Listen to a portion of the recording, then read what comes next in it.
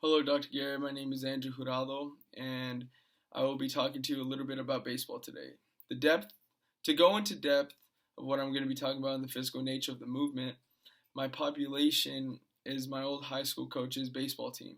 I've been observing them for quite some time, the whole class semester, obviously, and quite enjoyable. I like going out there, getting on the field, seeing them go to work, doing all that good stuff.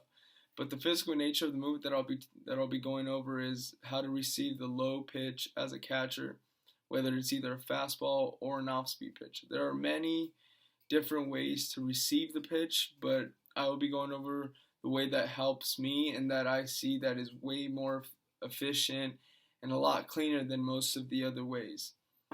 And the specifics of the environment is that it takes place on a baseball field, but whether it's either in a live game, inter squad, scrimmage, bullpen, or even early work or late work, there are many different ways you can go with this movement in different situations, innings, counts, but at the end, it's all the same movement. And it should never change because whether it's a low pitch that I'm going over, but also the high pitch, the pitch that's right at your chest, it doesn't matter, but the movement should be the same. So the task that I'll be going over is obviously receiving the low pitch, whether it's a fastball or a curveball, off speed, as I should say. But the timing of the movement is actually very important. So as a catcher, you have to allow the ball to run its course. When I mean run its course is you have to time it up at the perfect time, which means as the ball is coming to you, you got to work in a movement that is called down to up. When I mean down to up is that as the ball is coming towards you, your glove, here's my glove, your glove should be pointing down. So the pocket right here should be pointing towards the pitcher and the ball where it's coming. So as the ball's coming, you're going to be coming out with it. So when I mean down to up, the glove is obviously going to be lower than my knees as the ball is coming, and you're going to come and get your thumb and meet the thumb with the ball. So as your thumb's working, it's creating this kind of movement. So when I mean this movement, this is how it's actually going to look. So as this is my pocket, whether it's in my glove or it's in my hand, your thumb and your index finger are your pocket. So as it's coming, you're working with this movement down to up, down to up. So as it's coming, the ball is going to come and run its course, and all you're doing is let the ball do the work. You have the movement of down to up, which is this way, but you're letting the ball come to you and letting it come this way. Letting it come this way. Once you've done the down to up movement, it's important not to just leave it like that. Leave your glove like this, because that doesn't give a clear view to the umpire. So as you do the down to up movement, you receive it. You have to make sure you're turning the glove as flat as you can to give the view to the umpire. The reason I say give the view to the umpire is because if you just do down to up and you do this way, you're not giving a clear view. It just looks like you caught the ball down. But if you go down to up to a flat, now it looks like I just caught a flat fastball or a flat off-speed pitch. And that is a correct movement. Make sure you get flat as possible. To be sufficient and be as smooth as possible, to learn the content of the movement, there are several drills that you can go over. One of the drills that you can are dry work with your bare hand and having a partner or your coach toss balls to you while you're in your catching position. And what you're going to want to do is be as soft as possible. You're not going to want to jab. You're not going to want to get on top of it. You're going to want to work as possible. So the movement that I should create with the dry work is this. How I come with my pocket down and then I come up with it. So as I catch it like this with my two fingers, my index and my thumb. I catch it and then I bring it down flat. And as I do that, it's just creating the same movement. And that's what's important when doing drills. The reason why we all do drills in sports is to create the same thing that we're going to do in the game. And that's what makes us athletes.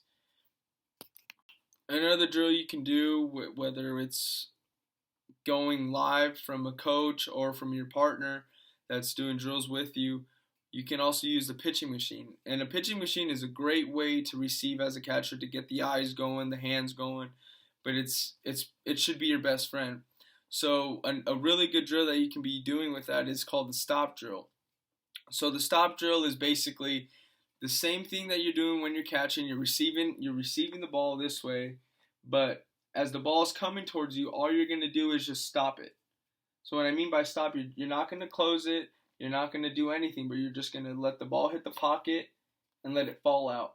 The reason why we do this drill, and that you need to do this drill, is so that you find the pocket. As you can see, my glove, it's tan, but right here it's a little worn out because that's the pocket of the glove. So that's where I should be always catching the ball. If I don't catch it there, it's either gonna fall out or it's gonna hurt pretty bad. So when you're doing the stop drill, you want to hear the whack sound, because it's important to make sure when you're hearing the whack sound, because if you don't catch it in the right part of the glove, it's not going to sound the same. The sound of the ball hitting the glove won't be as sufficient as it is to when hitting the glove, hitting the pocket. And another drill that you can do with that, the stop drill, is also one stop, one receive, one stop, one receive. All this is going to do is just create the same movement that you're always going to use, whether it's the bullpen or the game. And that's basically learning the content of the movement. And it's important to always do these drills before practice or after practice, just to get that extra work in, because it is a movement that is hard but sufficient in the way that it's going to look really clean and really smooth. The emotion that the individual should feel of the movement is relaxed and focused. The reason I say relax is because you need to be as calm and as subtle as possible in order to let the hands be soft. As a catcher, it's important to let the hands be soft, because you're allowing your hands to work down to up, and if we're tense, it's going to look very, very jabby, very fidgety. And if we're relaxed and we're exhaling out and being relaxed, it's going to be this way. It's going to be a walk in the park. But it's also very important to be focused. The reason I say it's important to be focused is because every pitcher is different. Whether they have some sinking action, some two-seam action, or they have a fast curveball, a looping curveball, fast slider, a very good cutter, very good changeup with some two-seam downward action. It's all different. So that's why it's very important to be focused, because you never know what the pitch is going to do. Yeah, you may have a feel for what's going to be happening because you called the pitch or your coach called the pitch, but sometimes the ball doesn't want to do what it's supposed to do.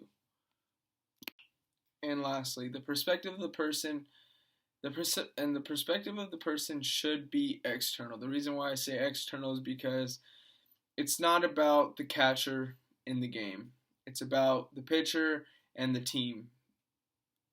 Being a catcher, you should know that you're just trying to make your pitcher look good. If your pitcher's having an off day, you got to make him look even better. If he's having a good day, you just got to receive the pitch like it's any other day. And at the end, it should never be just about yourself. And that's what makes a catcher a catcher. A catcher is a team player. He leads the team. He does everything he can do to make the pitcher look good and the team look good. I'd like to thank you for your time, Dr. Garrett, for viewing my video. And I hope to do more videos in the future. And also, I look forward to this semester. Thank you.